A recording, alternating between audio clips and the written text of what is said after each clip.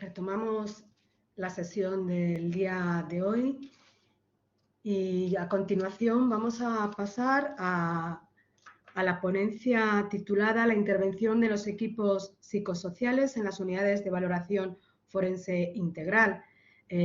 También es fundamental conocer el papel que se desarrollan por los equipos psicosociales como equipos integrados en las unidades de valoración forense integral junto con los médicos y médicas forenses en esa asistencia especializada en materia de violencia de género y, por tanto, en esos informes que constituyen herramientas de auxilio para la toma de decisiones tanto de la autoridad fiscal como judicial. Por todo ello, en primer lugar, saludar a las ponentes: Cristina Pozo Piqueras, psicóloga forense del Instituto de Medicina Legal y Ciencias Forenses de Ciudad Real. Buenos días, Cristina. Hola, buenos días, Yolanda. Y a María Isabel Herrera Rodríguez, trabajadora social forense del Instituto de Medicina Legal y Ciencias Forenses de Ciudad Real. Buenos días, María Isabel. Buenos días. Pues en primer lugar agradecer que hayáis aceptado la invitación en estas cuartas jornadas de formación en el marco del Pacto de Estado contra la Violencia de Género que organiza el Ministerio de Justicia, y sin más preámbulos, pues os cedo la palabra para ilustrarnos sobre vuestro trabajo diario. Muchas gracias. Nada, gracias a ti. Bueno, buenos días a todos. Vamos a empezar nuestra intervención compartiendo la presentación que hemos realizado. Espero que se vea. Se ve, ¿verdad? Imaginamos que no hay ningún problema, que se está viendo porque a nosotros nos aparece en la pantalla. Bien, nosotros vamos a hablar sobre la intervención de la psicóloga y la trabajadora social dentro de las unidades de valoración. Perdonar, no se ve, María Isabel. ¿No se ve? No. Dale ahí a ver. Sí, de acuerdo. Vamos a ver otra cosa.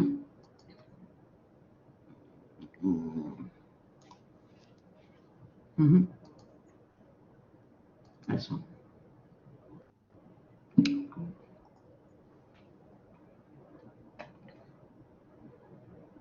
A ver. ¿Ahora? Perfecto, ahora sí. Gracias. Muy bien. Bueno, Vale. De acuerdo. Pues empezamos de nuevo otra vez. Bueno, pues como decía anteriormente, vamos a hacer una exposición de la intervención que hacemos como psicóloga y trabajadora social dentro de las unidades de valoración forense integral. Y vamos a hablar del trabajo de las unidades de valoración forense integral, pero nos centraremos en algunos aspectos, puesto que sería una exposición excesivamente amplia, sobre todo porque tenemos la costumbre de hablar demasiado quizás. En primer lugar, para encuadrarnos orgánicamente, nosotras estamos dentro del Instituto de Medicina Legal y Ciencias Forenses de Ciudad Real y Toledo y formamos parte de la Unidad de Valoración Forense Integral de Violencia de Género de aquí. La Ley Orgánica de 1/2004, como sabemos, es la que en su disposición adicional segunda introdujo el mandato al Gobierno de las comunidades autónomas que tenían competencias en justicia para organizar la creación de las unidades de valoración forense integral dentro de los servicios forenses, y estas estarían encargadas de diseñar protocolos de actuación global e integral en casos de violencia de género. Como digo, en nuestro caso particular estamos adscritas al Instituto de Medicina Legal y Ciencias Forenses de Ciudad Real y Toledo, el cual se creó por orden del Ministerio de Justicia 1516/2004 de 17 de mayo, y nosotras pertenecemos a la subdirección de Ciudad Real. Nos resulta interesante reseñar que cuando se publicó la modificación de la Ley Orgánica 685 del Poder Judicial a través de la Ley Orgánica 7/2015 del Poder Judicial, se introdujo la denominación de Institutos de Medicina Legal y Ciencias Forenses.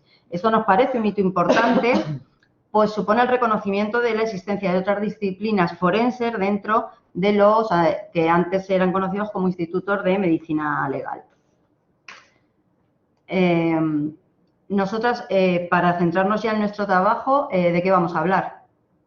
Bien, vamos a hablar, en primer lugar, vamos a dar unas pequeñas pinceladas de lo que es la intervención de los equipos psicosociales dentro de las unidades de valoración forense integral.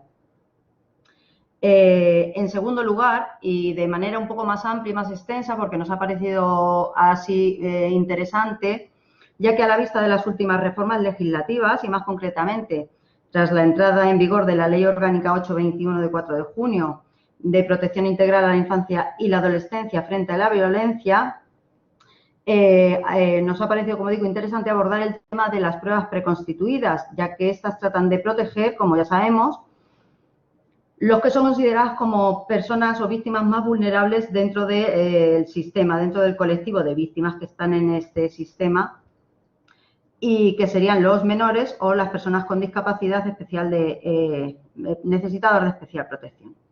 Y todo ello encaminado a evitar y o minimizar la victimización secundaria, entre otros objetivos. Y por último, vamos a dar una propuesta de actuación de las pruebas preconstituidas, teniendo en cuenta los medios con los que contamos, tanto materiales como técnicos y personales, adaptándonos a las carencias y dificultades. Y siempre hay que tener en cuenta que, bueno, la buena voluntad de los profesionales que trabajamos en general en justicia, pues hace que muchas veces salgan adelante cosas que resultan realmente complicadas en el día a día. Aterrizando en la realidad de los equipos psicosociales, y obviamente nosotras nos hemos centrado en nuestra realidad, vamos a enfrentar lo que es lo ideal o lo que sería lo ideal con lo que sería, como digo, la realidad. Las unidades de valoración integral deberían dar una respuesta inmediata a las víctimas de violencia de género, realizando una valoración de todos los agentes implicados en el conflicto. Los agentes implicados en el conflicto son tanto las víctimas, mujeres y menores, como el inicialmente supuesto agresor. La respuesta debe ser inmediata porque para colaborar con el juez o el fiscal, en su caso, a tomar una decisión rápida y eficaz en los primeros momentos del procedimiento, pues sería deseable que tanto médico forense como psicólogo o trabajador social pudieran intervenir de manera, en los momentos iniciales del procedimiento, por así decirlo. En cuanto a la valoración integral e integradora, nos parece fundamental que se realice una valoración del daño producido de manera global, es decir, de manera que abarque a todos los sujetos implicados, porque nos va a dar muchísima más información, y de manera interdisciplinar, que no multidisciplinar. Es decir, que todas las disciplinas intervengan de manera conjunta, porque así el resultado va a ser muchísimo más enriquecedor y va a ayudar de manera más positiva al juez en su labor. La realidad con la que nos encontramos, sin embargo, en el día a día es con que existe una infradotación de equipos psicosociales en el sistema judicial, al menos en el territorio en el que nosotras nos encontramos, y esto deriva en que si tenemos en cuenta el cómputo general de procedimientos de violencia que se inician en los juzgados competentes, nuestra labor, nuestras valoraciones resultan casi residuales. ¿Por qué? Ponemos el ejemplo. En Ciudad Real nos encontramos con que hay un único equipo que está encargado de dar respuesta a todos los órganos judiciales de la provincia en el orden penal. No estamos hablando de violencia de género exclusivamente, sino en el orden penal. ¿Qué ocurre con esto? Pues que finalmente, al ver la demora que sufren los procedimientos, los jueces finalmente limitan su solicitud a valoraciones psicosociales en casos extremadamente complejos. Esto conlleva que nunca se intervenga en procedimientos en DUDs porque no existe la posibilidad de la inmediatez de la intervención, ya que no podemos hacer guardias, eso resultaría una utopía. Y llegamos a una situación en la que se puede describir casi de bloqueo, con una demora inasumible en la realización de periciales que no hacen sino agravar aún más, si cabe, la victimización de todos los sujetos que están implicados en el conflicto. Y hablo de todos los sujetos. Esto agrava la victimización de las víctimas, pero también del supuesto agresor que está sufriendo esta victimización del alargamiento del procedimiento. ¿A quién va dirigido nuestra intervención? ¿Quiénes son los sujetos objeto de nuestra intervención. Pues por un lado nos encontramos, como ya hemos dicho, las mujeres víctimas de violencia. Ahí nos hemos comido una palabra. Las mujeres víctimas de violencia.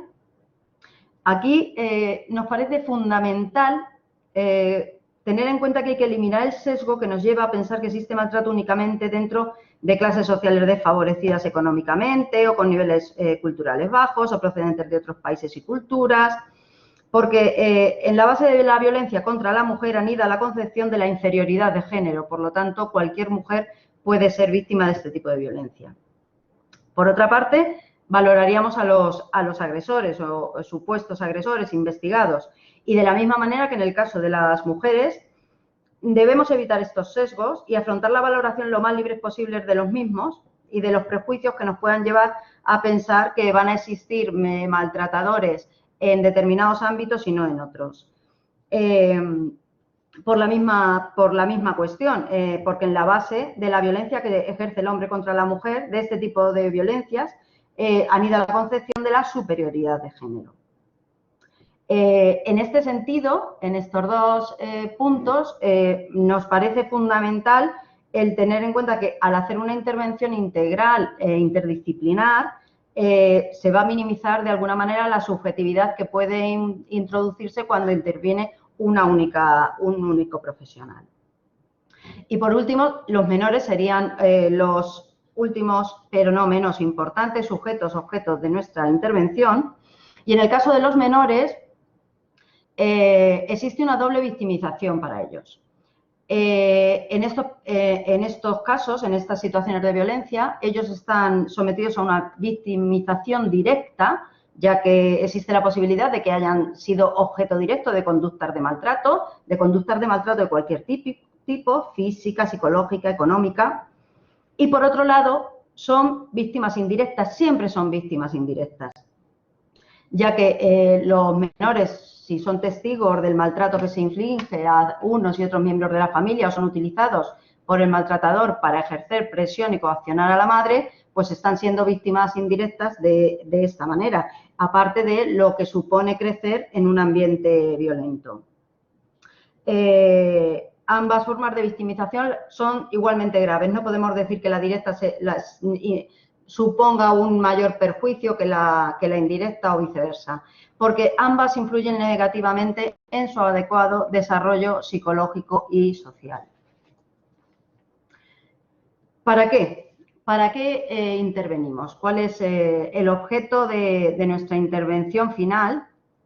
Se tiene que centrar en el objeto de la pericia que se nos solicita y que viene determinada por la petición judicial que se nos hace. En el ámbito forense, nos parece importante reseñar que hay una diferencia básica y fundamental con el ámbito clínico, porque no podemos perder de vista desenfocar nuestro cometido, que es realizar una valoración pericial para arrojar luz sobre un hecho que se está investigando.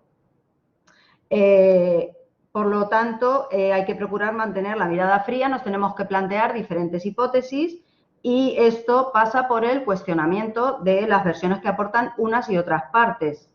Eso no quita que no se atienda a las víctimas con el debido respeto, tacto, empatía que sea necesario y que evite que ellos perciban ese cuestionamiento, pero en la base de nuestro trabajo va a existir. Y todo ello porque nuestras pericias tienen que ayudar en la construcción de un sistema probatorio que ayude al juez y le asista en su trabajo de toma de decisiones. ¿Esto qué va a suponer? Pues que la víctima, al sentirse cuestionada, porque como digo, por más que intentemos minimizar el que perciba ese cuestionamiento, lo puede percibir y el tener también que relatar una y otra vez hechos traumáticos, eso va a derivar inevitablemente en lo que conocemos como victimización secundaria. La victimización secundaria, por tanto, la definiríamos como las consecuencias emocionales negativas derivadas del contacto de una víctima con el sistema judicial. Cuando hablamos de consecuencias emocionales negativas, No estamos hablando de un tema menor, por cuanto estamos ante personas que ya en multitud de ocasiones acuden a la justicia muy dañadas, convirtiéndose esta victimización secundaria en un factor multiplicador de su afectación de base. En esta victimización secundaria van a influir diferentes factores. El principal de ellos, el principal factor de riesgo que influye en la victimización secundaria va a estar en la sobreexposición. En la sobreexposición a la que se somete a la víctima y que deriva de la necesidad de someterse a diferentes evaluaciones y exploraciones.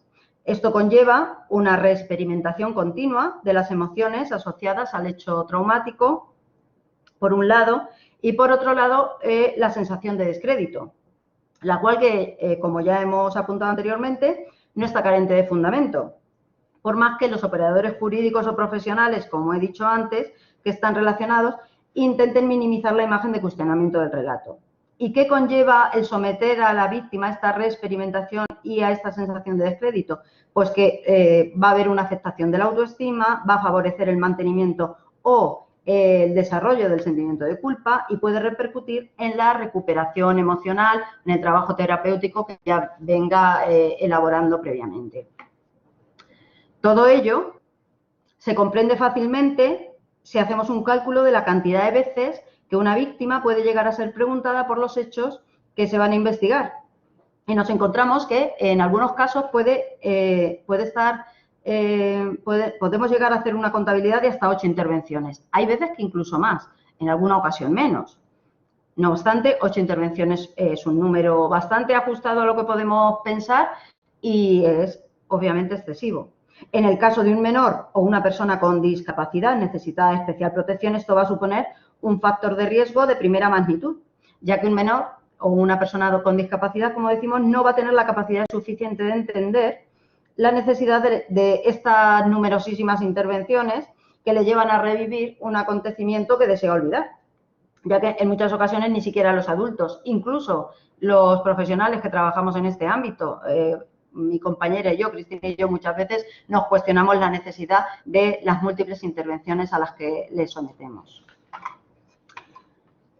De lo anterior nace, por tanto, la importancia de la prueba preconstituida. Y es por lo que hemos querido hacer una exposición un poco más amplia de este asunto. Dado que uno de los principios básicos y fundamentales que debe regir el funcionamiento de los profesionales implicados en procedimientos judiciales y de los propios operadores jurídicos es velar por el interés superior del menor, incluyendo aquí también a personas con discapacidad especial necesitados de especial atención, es por lo que debemos intentar evitar o minimizar en la medida de lo posible el efecto de la victimización secundaria. Y ello deriva de manera clara en la necesidad de la realización de la prueba preconstituida como única intervención del menor o persona con discapacidad necesitada de especial protección en el procedimiento judicial. Por otra parte, la prueba preconstituida, como veremos después, no solo va a incidir en la minimización de esta victimización secundaria de la que venimos hablando, sino que va a tener otros efectos favorables que a continuación desarrollará Cristina más ampliamente. La necesidad de preservar a estas víctimas especialmente vulnerables de los efectos iatrogénicos de su intervención en un procedimiento judicial ha sido plenamente entendida por el legislador y así se ha recogido en la Ley Orgánica 8/21 de Protección Integral a la Infancia y Adolescencia frente a la violencia.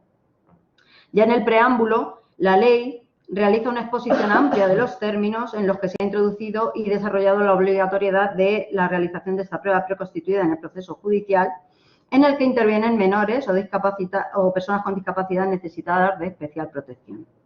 Hemos recogido aquí algunos párrafos de este preámbulo que nos han parecido especialmente interesantes, como la indicación de que se establecen criterios de actuación para las fuerzas y cuerpos de seguridad del Estado, entre los que constan como de especial relevancia la de evitar de manera general la toma de declaración si no es absolutamente necesaria.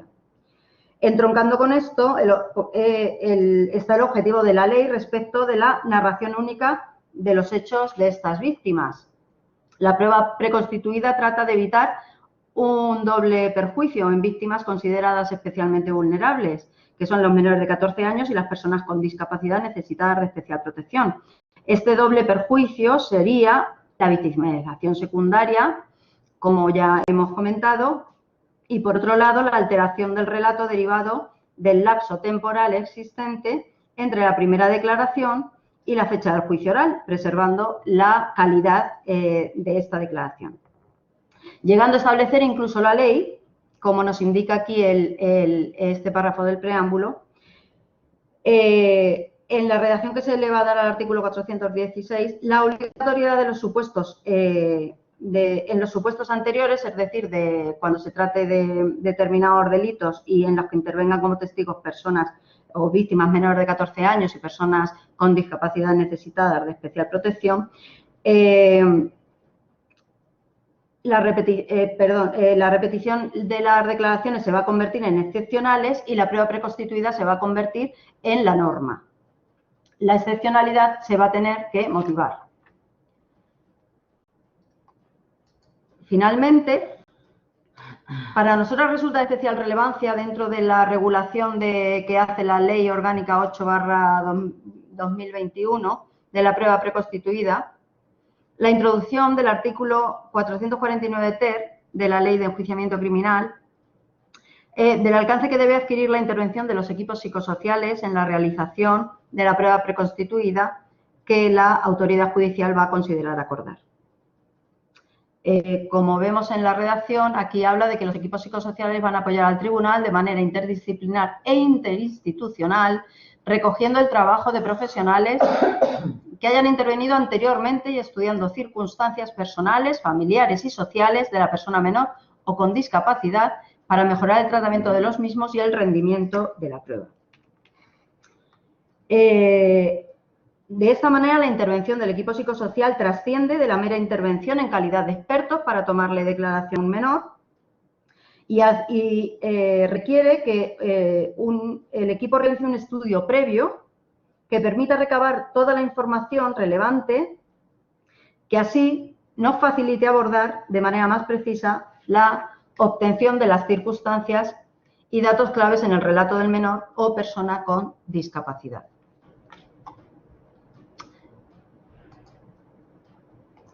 A continuación continúa Cristina haciendo un desarrollo más amplio de la prueba preconstituida. Bueno, recogiendo un poco el guante de lo que estaba comentando Isabel en cuanto a la Ley Orgánica 8/2021 de Protección Integral de Infancia y Adolescencia frente a la violencia, nos gustaría destacar que pone en valor la importancia de las pruebas preconstituidas, como ha estado comentando, justificándola en distintas ideas o conceptos que vamos a intentar desarrollar a lo largo de la ponencia, como es una única narración, evitar la victimización secundaria, que se practique en víctimas especialmente vulnerables, cómo afecta la calidad del relato al lapso de tiempo temporal mientras que ocurren los hechos hasta que es el juicio oral, la necesidad de grabarla y la importancia de la valoración interdisciplinar.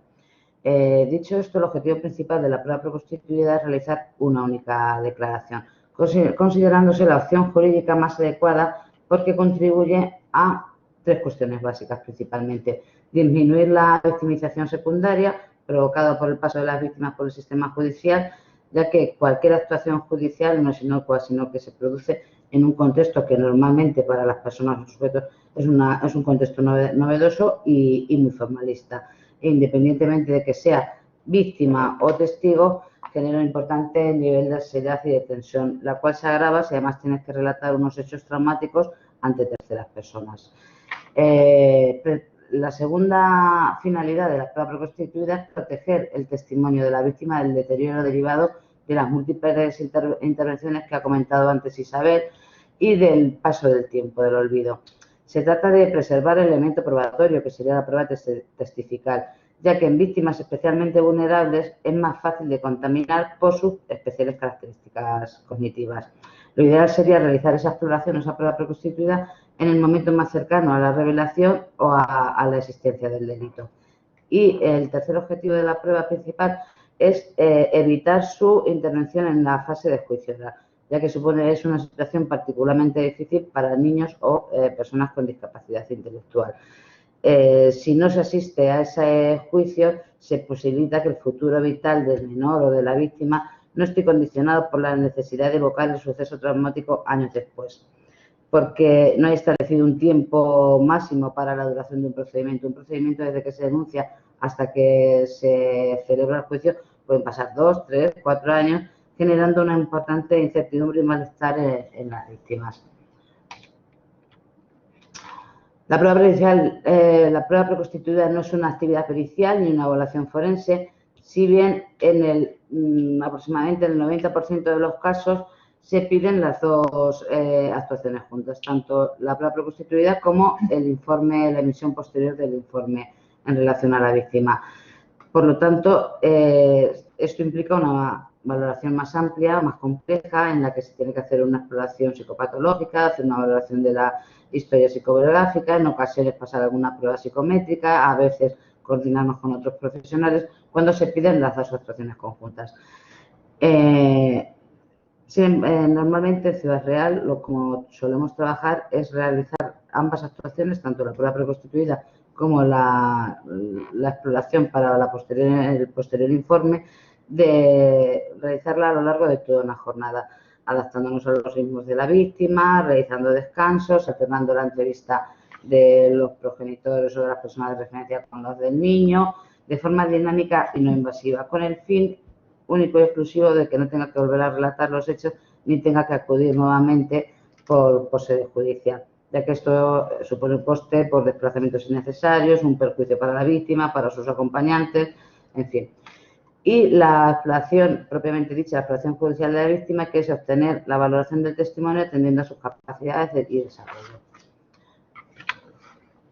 En este sentido, se han desarrollado distintos protocolos de prueba preconstituida. Nosotros ponemos aquí el ejemplo de protocolo de Cáceres, que nos resulta interesante porque han intervenido para su creación distintos operadores jurídicos y profesionales implicados de distintos colectivos, como por ejemplo cuerpos y fuerzas de seguridad, profesionales de Instituto de Medicina Legal, secretarios judiciales, fiscales, jueces de primera instancia y magistrados, con el único fin de que el trato y la participación de la víctima en el sistema judicial sea lo menos traumático posible. ¿Y en qué caso se utiliza la prueba preconstituida? La prueba preconstituida va dirigida a víctimas especialmente vulnerables por sus limitaciones. Son personas que tienen mayor riesgo de sufrir una victimización secundaria o revictimización producida por el sistema judicial y con menor capacidad para defender sus derechos sin ayuda. Se trata de menores, de personas incapaces, de ancianos y de personas que por alguna causa se consideran especialmente vulnerables, como por ejemplo enfermos mentales. En relación a los niños, 3 pinceladas solamente, en menores de 3 años no se recomienda tomarles declaración judicial porque no son capaces de interpretar lo ocurrido, no saben establecer el cuándo ni el dónde de los hechos. Por ejemplo, con un niño menor de 3 años suele usar frecuentemente el ayer cuando quiere decir que no ha sido hoy. Las palabras antes y después son difíciles de comprender hasta antes de los 7 años. Y tienen una limitación del lenguaje y del vocabulario que dificulta el obtener un relato. Entre 3 y 6 años se puede realizar la prueba, siempre con cautela, siempre por un experto, porque suelen ser sugestionables. Pueden recordar situaciones vividas y explicarlas, pueden informar sobre sus experiencias personales, pero también tienen la dificultad de que pueden mezclar detalles de distintas situaciones. Y la franja idónea para realizar esta prueba, las pruebas preconstituidas, serían entre los 5 y 6 a los 14 años, aunque también se pueden aplicar en momentos puntuales cuando se considere, por el caso particular, a niños mayores. En cuanto a discapacidades intelectuales, se trata de un colectivo muy vulnerable ante delitos por distintos factores. Su déficit en habilidades de comunicación, con lo que aumenta la probabilidad del silencio, la tendencia a establecer relaciones de dependencia, se desenvuelven habitualmente en contextos de poca intimidad y el desconocimiento entre lo bueno y lo malo. Y añadido a esto, además, a la hora de realizar las declaraciones, pues hay distintas dificultades también a la hora de obtener un relato, porque tienen un pensamiento más lento, tienen dificultades en la expresión y comprensión verbal, problemas para comprender información nueva o compleja, tendencia a maximizar determinados aspectos, y problemas para situar de forma espaciotemporal distintos acontecimientos. Aparte de estas limitaciones de las víctimas para denunciar o para exponer las situaciones, se trata también de hechos difíciles de acreditar. Son delitos que se producen en la intimidad, testigos, en ocasiones sin evidencia física que lo corrobore y normalmente en el ámbito privado, en el contexto intrafamiliar. Nos referimos especialmente a delitos que afectan a la libertad sexual y a la violencia intrafamiliar. Vale. Bueno, dicho esto, me gustaría enfatizar brevemente dos cuestiones que suelen salir habitualmente cuando nos presentamos en los juicios, que es en relación al testimonio y en relación a la sintomatología. En relación al testimonio, porque en muchas ocasiones a lo largo del juicio se observan discrepancias entre el relato de la víctima inicial y el relato de la víctima en fase de juicio oral, o entre la declaración de la víctima y la exploración que hemos hecho desde el Instituto Medicinal Legal. Y también en cuanto a la sintomatología en relación a los hechos, porque a veces existe clínica y otras veces no existe clínica porque en el momento actual esa se ha desenvuelto adecuadamente o porque no la ha presentado. Dos pinceladas solamente en esta cuestión.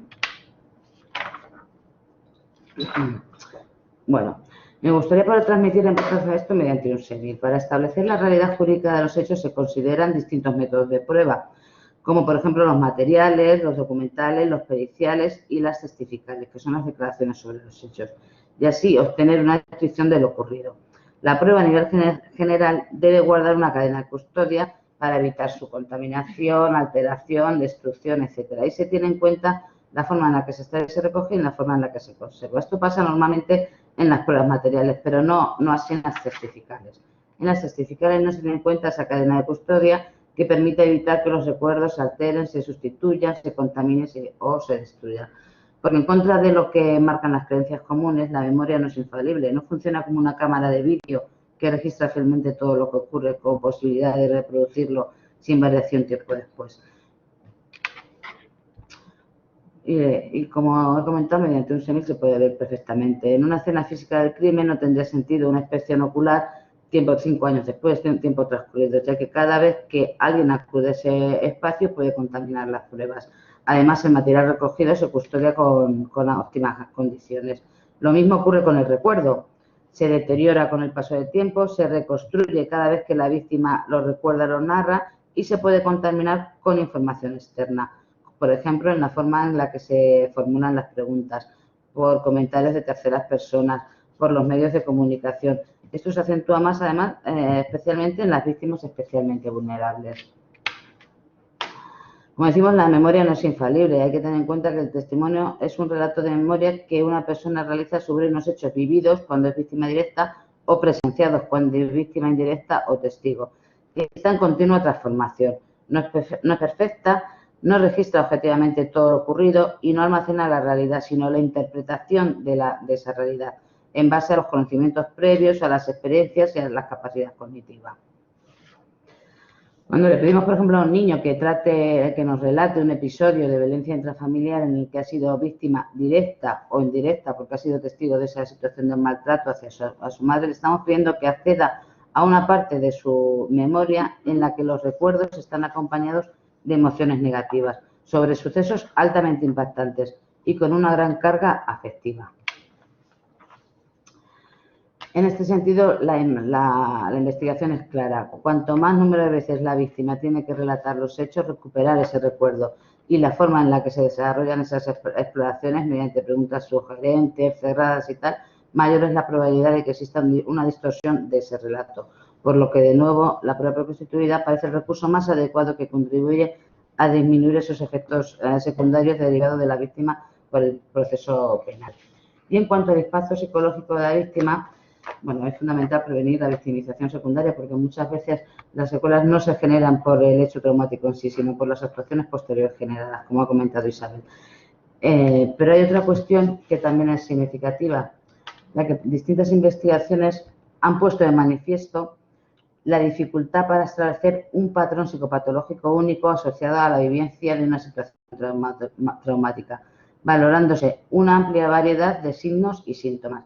Así, por ejemplo, una víctima de abuso sexual infantil o una víctima de un niño víctima de violencia de género, dependiendo de la edad que presente, suelen presentar desajustes a nivel emocional, conductual, relacional, o sea, síntomas distintos síntomas en ambos casos similares, como podrían ser sentimientos de culpa, vergüenza, problemas en el patrón del sueño, conductas agresivas, pero también puede ocurrir lo contrario, que sea un niño asintomático, lo que no significa que los hechos no hayan ocurrido. Existen casos que la víctima no tiene esa vivencia traumática, no le afecta, como por ejemplo en niños pequeños por falta de capacidad cognitiva para dotar de significado social lo ocurrido y por distintos factores que modulan ese impacto y esa recuperación. Por lo que es difícil determinar con exactitud la presencia o ausencia de una situación traumática atendiendo únicamente al estado psicológico de la víctima. Incluso en ocasiones esa clínica no se produce por los hechos en sí, sino por los estresores sociales asociados. O sea, a raíz de manifestar lo ocurrido se ha producido una separación, una ruptura del núcleo familiar, etcétera. Bueno, aquí pongo a modo anecdótico un par de dibujillos que en ocasiones este tipo de dibujos que nos parecen anecdóticos pues pueden hacer saltar las alarmas a los padres, a los profesores o a profesionales de distintos ámbitos. Se sobrealerta de manera injustificada porque se hace una interpretación errónea sacada de contexto. Por ejemplo, en este caso concreto, en un contexto además que puede ser de una separación, un divorcio contencioso, se puede parecer que el niño ha dibujado a su madre, a su hermano, pues que están ahorcados o algo así, cuando lo que estaba manifestando el niño es una actividad de la familia en la que estaban buceando. O en este anterior, porque el niño está dibujando a su madre con un cortacésped. Bueno, eso es un poquito a nivel anecdótico. Bueno, y pasamos ahora a cómo trabajamos. Cómo trabajamos aquí en Ciudad Real, que no quiere decir que sea la mejor ni la peor forma, es como lo hacemos nosotros ya durante muchos años. Inicialmente nosotros recibimos el oficio del juzgado, en el que se nos solicita o la prueba preconstituida o la prueba preconstituida más la emisión de un informe, que es lo más habitual, como he dicho, en el 90% de los casos nos piden las dos actuaciones. Una vez que nos solicitan esto, nosotros pedimos toda la documentación al juzgado. Para preparar la prueba preconstituida hay que tener un conocimiento de los hechos que vamos a explorar. No se puede hacer una entrevista a ciegas, es como buscar un lugar sin tener un plano. No se puede explorar a una víctima sin conocer detalles relevantes o información útil del caso, como puede ser desde los hechos que se investigan, el momento de la revelación, la naturaleza de las alegaciones y circunstancias, la relación con el investigado o en delitos, dependiendo del tipo de delito, el nombre de los miembros de la familia o el nombre de las partes del cuerpo. Aparte de contar con la información aportada por el juzgado, que suele ser a todo y las actuaciones judiciales que han hecho, nosotros también hacemos normalmente una búsqueda en Biogen, pues si existen denuncias anteriores o posteriores a la planificación de la prueba preconstituida o quebrantamientos en la orden de alejamiento. También nos da mucha información. Y también hacemos una búsqueda en los antecedentes, en la base de datos de los antecedentes del Instituto de Medicina Legal, pues ha habido procedimientos previos relacionados con los hechos, para tener una visión lo más amplia posible del conflicto psicolegal existente. Sí, en la Fiscalía de Menores también solemos recabar información en la Fiscalía de Menores por si existiesen expedientes previos de protección o que se hayan abierto a raíz del inicio del procedimiento que se está investigando. Bien, una vez que tenemos toda esa información, nos entrevistamos con personas de referencia de la víctima, normalmente los progenitores, o si no pueden ir los progenitores porque sean los investigados, con los cuidadores, con los representantes legales, para obtener información en cuanto al descubrimiento de los hechos, si la revelación ha sido directa o indirecta, la reacción del contexto ante ese descubrimiento, el proceso psicoevolutivo del menor, el estado de afectación psicológica, y en ocasiones también contactamos con profesionales que tienen relación con el tema. Por ejemplo, con el técnico de protección de menores, si a raíz del inicio del procedimiento el menor ha pasado a un centro de protección, con el médico forense, si se ha hecho una valoración de las lesiones para saber su primera impresión, o con la psicóloga de la Oficina de Atención a las Víctimas, para tener si ha tenido un contacto previo con la misma, para que nos dé una información del estado en el que se encuentra la víctima, los progenitores, e incluso se utiliza también de persona de enlace a la hora de que vienen a exploración a nuestras dependencias. Con toda esa información, tanto del expediente como de la coordinación con los profesionales, se planifica la entrevista. Todo esto está perfectamente relacionado y es algo que nosotros ya realizábamos previamente. Llevamos, como ha dicho Cristina, años realizándolo, pero encaja perfectamente en la redacción que se le ha dado al párrafo segundo del artículo 449 ter de la Ley de Enjuiciamiento Criminal de la que antes hemos hablado, en la que habla de que los equipos psicosociales apoyarán al tribunal recogiendo el trabajo de los profesionales que hayan intervenido anteriormente, estudiando las circunstancias personales, familiares y sociales de la persona menor o con discapacidad, por cuanto esto va a ayudar al tratamiento de los datos y al rendimiento de la prueba, con lo cual es algo que nos parece perfectamente lógico y nos alegra que ahora esté recogido así de manera tan clara en un texto legislativo. Bueno, una vez que ya tenemos todo esto, pues la preparación del espacio y la entrevista. A este punto, como ponemos, suele venir impuesto por la disponibilidad y los medios que aquí en la provincia de Ciudad Real pues son escasos. Antes, normalmente, las pruebas preconstituidas las hacíamos en la sala de videoconferencias y había que contar con la disponibilidad de esa sala porque había que reservarla durante toda una jornada, toda una mañana. Actualmente, desde hace unos años, lo hacemos en nuestro despacho, que hemos generado o intentar generar un entorno un poco más cálido. Debe seguirse en tiempo real por los distintos operadores jurídicos, jueces, fiscales, abogados, para que posteriormente puedan formular preguntas aclaratorias. Se debe grabar en soporte audiovisual para poder ser reproducida en la fase del juicio oral. Y la dificultad añadida a todo esto es que hay que cuadrar las agendas de los operadores jurídicos, nuestras y demás. Lo ideal que sería pues tener una cámara GESEL, contar con 2 salas contiguas conectadas por un sistema de circuito cerrado de televisión, espejos unidireccionales, en fin, una serie de condiciones pues que lamentablemente aquí no las tenemos. Todo lo contrario, en los juzgados de Ciudad Real, siendo un edificio relativamente nuevo, no cuenta con salas adaptadas para los niños, no hay salas de espera, ni cuenta con espacios para hacer las pruebas preconstituidas adecuadamente, ni nada de esto. Nosotros habitualmente los hacemos aquí, que este sería, pues, bueno, con nuestro despacho que hemos ido decorando y adornando, pues con las cosas que nos hemos traído de casa, intentando crear un clima, un entorno lo más amigable posible para el menor. Sí, tenemos una anécdota que nos gustaría compartir, porque las anteriores fotos para nosotras son ciencia ficción. Nosotras este despacho lo ocupamos desde hace aproximadamente 3 años y medio y llevamos esos 3 años y medio esperando que en lugar de esta mesa que aparece en la foto, que es una mesa de despacho en la que tenemos que hacer las exploraciones y a una le molesta la cajonera, en fin, llevamos ese tiempo esperando pues una mesa redonda donde poder hacer las exploraciones de manera más agradable para todos, donde todos se coloquen de manera cómoda. Y a lo largo de este tiempo lo que sí nos han traído, en lugar de la mesa y unas sillas de confidente normales y corrientes, 16 sillones de los de director, de estos que giran, los niños se sientan, dan vueltas cuando les estamos realizando la exploración. Evidentemente no tenemos los sillones todos aquí en nuestro despacho, se han ido asignando a otras dependencias y seguimos esperando 3 años y medio después todavía esas 4 sillas de confidente y esa mesa redonda donde poder realizar las entrevistas. Bueno, en cuanto a cómo hacemos nosotros las pruebas, lo habitual las solemos hacer normalmente en nuestro despacho porque creemos que es un entorno más amigable, pero en algunas ocasiones se hacen en la sala de videoconferencias porque así lo solicitan. Pues, en la sala de vistas se encuentran las partes, jueces, abogados, fiscales y demás. Y en nuestro despacho pues contamos con una pequeña webcam, contando con otros medios técnicos más adecuados. Este espacio donde se realizan las exploraciones debe ser lo menos intimidatorio posible, por eso nos gusta hacerlo más ahí que en la sala de videoconferencias, porque el objetivo principal es disminuir la ansiedad de la víctima, ya que el contexto judicial como hemos dicho, es un entorno habitualmente desconocido y muy formalista. Y el motivo de la exploración es desagradable per se, sobre todo si además tiene que relatar una experiencia que normalmente suelen ser traumáticas.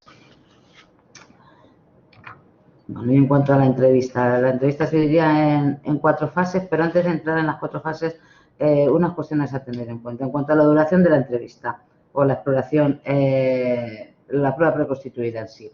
Por un lado, esta debe ser la mínima imprescindible, ya que la prueba preconstituida supone una situación de estrés que aumenta o disminuye en función de la víctima y del hecho delictivo en sí. Pero por otro, hay que adaptar el ritmo a la víctima, atendiendo a sus características personales y a problemas que puedan ir surgiendo, como por ejemplo, ante señales de ansiedad, de fatiga, de falta de concentración, pues hay que parar. En víctimas de discapacidad intelectual los tiempos de respuesta son mayores, dan más detalles superfluos, cuesta más centrarlos, por lo que requieren cierto más tiempo. Lo fundamental es no transmitir prisa y darle su tiempo. Otra cuestión que nos gustaría compartir es porque nosotros realizamos las exploraciones de manera conjunta por 3 cuestiones principalmente. La primera es porque habitualmente, aparte de la prueba preconstituida, después va acompañada la emisión del informe. De esta forma se va recogiendo más información y se disminuye el número de exploraciones posteriores. La segunda, porque aunque normalmente el perito es el que adquiere el papel de entrevistador principal, se producen ocasiones que uno puede empezar y ver que no consigue la adecuada relación o el adecuado rapport con la víctima, porque esta está más cerrada, no existe una adecuada vinculación, entonces se cuenta con el otro perito. En otras ocasiones, puntuales, porque el niño presente mucha ansiedad de separación, miedo, angustia o tal, puede haber una persona de referencia acompañando a la víctima, como puede ser el facilitador en discapacitados, siempre esa persona de referencia que haya tenido un contacto previo con y haya trabajado ya con ella, o la psicóloga de la oficina de atención a las víctimas. Y la tercera cuestión es porque se obtiene un enfoque interdisciplinar de la exploración. Porque tan importante es el relato, lo que es la prueba preconstituida, como también el contexto en el que se producen los hechos, las variables externas al relato, la revelación, las dinámicas intrafamiliares existentes, especialmente en delitos de violencia de género y de abusos sexuales infantiles. Porque es muy relevante en determinados delitos contener un conocimiento previo de las rutinas diarias, de las características familiares, de las relaciones intrafamiliares y demás. Y una última cuestión es cuándo hacer las pruebas preconstituidas. En principio, la exploración debe hacerse de manera más próxima en el tiempo al suceso o a la revelación, pero esto no siempre es posible por la situación en la que se pueden encontrar las víctimas o por problemas ajenos a la víctima, como puede ser la disponibilidad de los distintos profesionales que vamos a intervenir. Por ejemplo, nosotros ahora en este mes, a principios de noviembre, nos llamaron de un juzgado para programar una prueba preconstituida. La primera fecha que nos dijeron, por si no venían bien, le estoy diciendo 1 de noviembre, fue el 28 de marzo, o sea, 4 meses después. En otras ocasiones hemos tenido otro caso, ahora recientemente, de una menor en la que se le ha citado en 3 ocasiones. Los hechos se producen en julio, la primera entrevista se planifica en septiembre, pero no se puede desarrollar por problemas de volumen de trabajo en el juzgado, porque están en guardia y tuvieron muchos detenidos. Se vuelve a programar para octubre, se tiene que suspender también, todo esto estando la víctima en nuestras dependencias. Se tiene que volver a suspender porque no se ha citado en forma al investigado, y la tercera que está pendiente, que es ahora en el mes de diciembre. Por lo que el objetivo, la esencia principal de la prueba preconstituida, que es disminuir la situación generada por estrés, evitar los desplazamientos, el número de intervenciones y tal, pues aquí pues, poco se está desarrollando. Y en cuanto a la fase de las entrevistas, muy brevemente, se empieza por una fase introductoria, esta no es necesaria que se grabe, en esta primera fase se intenta disminuir el nivel de ansiedad y cómo se consigue, cómo se intenta, pues estableciendo una adecuada relación con la víctima, se intenta preparar, aclimatarla a la situación de entrevista. Se hace una primera valoración de su desarrollo cognitivo, de sus habilidades sociales y se transmite o se intenta transmitir o favorecer la sensación de seguridad, que nos pregunte sus dudas, sus preocupaciones, Normalmente esto se hace, pues se recepciona a la persona, en ocasiones viene acompañada si previamente ha habido un trabajo de la psicóloga de la Oficina de Atención a las Víctimas, nos presentamos, aclaramos dónde se encuentra, a propósito de la exploración, le explicamos el desarrollo de la misma, que se puede parar, y se le explica también, se establecen las reglas básicas y se le informa dónde van a estar sus familiares o acompañantes, que se va a grabar la exploración, que aunque se le hagan preguntas, esto no quiere decir que se esté equivocando, sino que estamos confusas. Y las reglas básicas sería que cuente todo lo que recuerde, aunque piense que no es importante, que cuente solo lo que está seguro, que indicarle que puede rectificar si se ha equivocado, solicitar aclaraciones si algo no entiende, que tenga claro el concepto de verdad y de mentira y que si algo no recuerda o no lo sabe, que lo diga.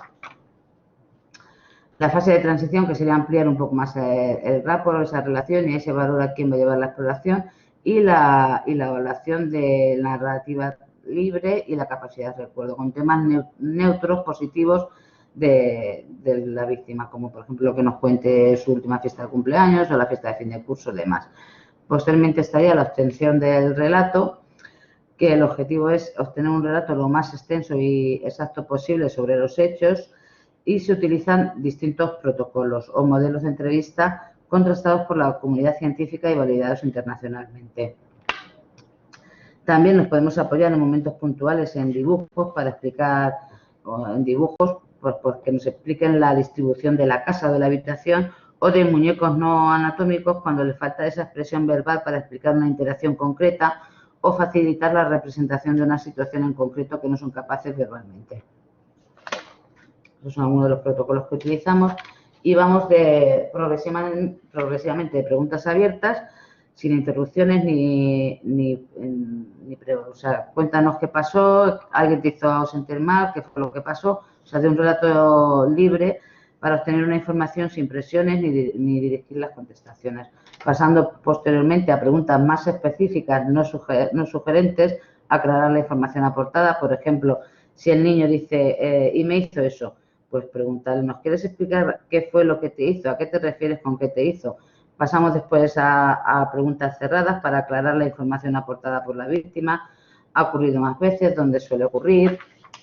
Se pueden hacer también preguntas sugestivas para valorar su resistencia a la sugestionabilidad, y preguntas de confrontación cuando existe información contradictoria a lo largo de la entrevista o de la entrevista con respecto a exploraciones anteriores, para clarificar la información proporcionada. Por ejemplo, tú dijiste que estabais solos, pero después nos has dicho que tu mamá te oyó. Estoy un poco confusa, ¿nos quieres volver a contar? Un poco en esa línea. El objetivo de todo esto, pues, es intentar dar respuesta a las preguntas jurídicas relevantes. ¿Quién? O sea, el nombre del supuesto agresor, la relación con la víctima, cuándo, el momento del día en el que se producía, aunque si bien el cuándo y la frecuencia en niños pequeños y en personas con discapacidad puede generar problemas porque no tiene un concepto claro. ¿Dónde? El lugar donde se ha producido los mismos, la frecuencia, el cómo, las interacciones que se han producido, las circunstancias en que se ha producido el delito, pero en temas de violencia de género, si los padres están discutiendo, el detonante por el que se inició la agresión, si ha existido posibles consumos, personas implicadas, si había más personas presentes, si ha sido testigo de situaciones similares, si el agresor lo ha amenazado y cómo ha sido, si ha habido chantaje y tal. Una vez que se recoge toda esa información, paramos para pasar a las preguntas planteadas por los distintos operadores, las cuales se realizan a través de los peritos. ¿Cómo hacemos esto con los medios que contamos? Pues normalmente o nos las pasan por teléfono directamente, o sale uno de los peritos del despacho a recibir las preguntas y la otra se queda con el menor, o, que es lo más frecuente, uno se sale fuera con el menor mientras que las preguntas se hacen por videoconferencia mediante el otro perito. Previamente se le informa a la víctima del motivo del abandono de la sala, con la idea de que vamos a descansar un poquito y a comprobar si tenemos alguna duda más. Y finalmente también se le da la oportunidad si quiere contar algo más, si quiere aportar otro tipo de información. Y acabamos teniendo en cuenta que se genera una situación de alta tensión a tener que relatar unos hechos que son traumáticos, pues que es importante también el cierre de la exploración. en el que se intenta restablecer el tono emocional positivo, hablando de temas gratificantes, neutrales para el sujeto. Y en ocasiones, atendiendo a la edad o al nivel madurativo, se le puede animar a que nos manifieste sus preocupaciones o nos pregunte sobre el procedimiento. ¿Hay alguna pregunta que te gustaría hacernos? ¿Quieres aclarar alguna cosa más? Y con esto se terminaría la parte de lo que es la prueba de preconstituibilidad en sí. Perdona que haya ido un poco de prisa, pero es que iba viendo el tiempo y no nos daba tiempo. Bueno, esta ha sido nuestra presentación. No sé si hay tiempo para plantear alguna pregunta, alguna duda. Sí, muchas gracias, Cristina e Isabel, por vuestra intervención, que desde luego ha sido muy, muy interesante el poder conocer ese trabajo diario que hacéis con las víctimas y especialmente en la prueba preconstituida, lo delicada y compleja que es. Pues si hay alguna pregunta, es el momento de iniciar el debate. Marta Avellán. Hola, buenos días. Buenos días. Lo primero, daros la enhorabuena, porque ha sido una exposición muy clara. No, estupendísima, de verdad. Yo, después de oíros, tengo que decir una cosa. Es que yo soy fiscal, entonces cuando las partes interrogamos en un juicio, no sé qué opinión tenéis vosotros, porque, no sé, a veces pienso que debéis pensar que machacamos a las víctimas entre todas nuestras preguntas, que entramos como elefantes por cacharrería, que no tenemos formación y que deberíamos hacerlo de una manera, no sé. En fin, creo que deberíamos avanzar en la forma de enfocar los interrogatorios en los juicios a estas víctimas, sobre todo delitos contra la libertad sexual, porque a veces es que da pena ver cómo se quedan. Y en delitos, no ya contra los menores, que es verdad que aquí se elaboró en Cáceres, soy de Cáceres, soy la fiscal jefe, elaboramos el protocolo que habéis citado y incluimos también en el ámbito subjetivo a las víctimas de delitos contra la libertad sexual, cuando eran delitos graves, claro, no un abuso, sino ya delitos graves incluso en el ámbito del matrimonio. Y es que a mí me parece que lo seguimos haciendo mal. Que debería dirigir el interrogatorio bien el juez o bien las partes, pero bajo la protección del juez, no sé. ¿De qué manera lo veis vosotros? Bueno, nosotras en algunas ocasiones, sobre todo cuando, bueno, pues hasta ahora, el llegar a la exploración del menor con nosotras, previamente el menor puede haber pasado ya por la exploración judicial. Y nosotros siempre solicitamos toda la documentación y la información obrante en el procedimiento, además de, como hemos dicho, recabar otra información. Y a veces vemos esas exploraciones y a veces hemos comentado pues que las preguntas que se le hacen pues son demasiado, en ocasiones excesivamente sugestivas desde el principio, que se le induce a contestar, se le pide una concreción que el menor muy complicado que haga, no solamente con el cuándo, con el tiempo, como ha comentado Cristina, también con el cómo. Cuando estamos hablando, por ejemplo, en delitos de abuso sexual y un menor habla de que le ha metido la colita, nosotros queremos entender directamente que hay una penetración vaginal con todas las de la ley y queremos que nos lo explique con pelos y detalles. Pero los menores no tienen esa capacidad y a lo mejor para lo que ellos hablan de meter es un roce, es el concepto anatómico que ellos tienen y los conocimientos sexuales de cómo se puede producir una relación sexual cuando es básica o es nula, pues no pueden dar lugar a una explicación clara y lo mejor, entendemos nosotros siempre, es acudir, o sea, evitar ese tipo de exploraciones y de preguntas y acudir, pues en este caso que estamos comentando, a las pruebas preconstituidas y minimizar las exploraciones sucesivas y además realizar las pruebas preconstituidas a través de profesionales, en este caso, que bueno, pues ya tenemos algún conocimiento, que siempre se nos escapan cosas, lógicamente, de la intervención y de la obtención de información a menores. Y luego, como dice Isabel, en ese tema, en ese ejemplo concreto que ha puesto a un niño de 7, 8 años, que hace como hemos dicho, hace una interpretación de su realidad con los conocimientos que él tiene. Entonces se puede pensar o ella puede pensar que se la ha metido cuando simplemente ha sido un roce.